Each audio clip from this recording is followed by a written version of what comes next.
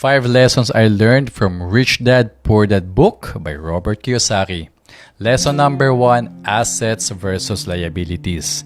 Maraming tao, kasama na ako dati, iniisip na pag may bahay ka at kotse, may assets ka na. Pero hindi pala. Assets are things that put money in your pocket.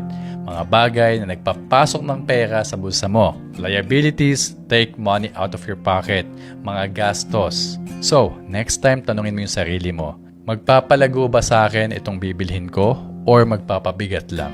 Lesson number 2, don't work for money. Make money work for you.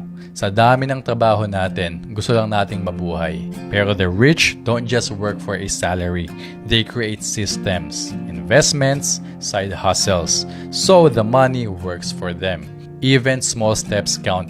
Start small, pero simulan mo. Lesson number 3, financial education is everything. Hindi tinuturo sa school to.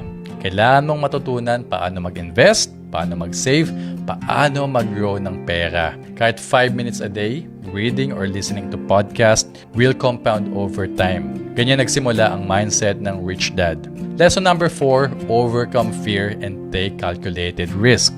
Minsan natatakot tayo mag-invest or mag-start ng business kasi baka mawala ang pera. Pero, Rich Dad taught me na the biggest risk is not taking any risk at all.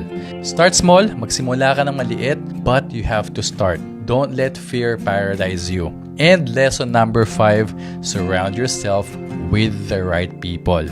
Kapag lagi mong kasama yung mga tao na mahilig magreklamo, doubtful, or afraid to dream, mauubos din ang energy mo dyan. Hang out with people who inspire, educate, and push you forward.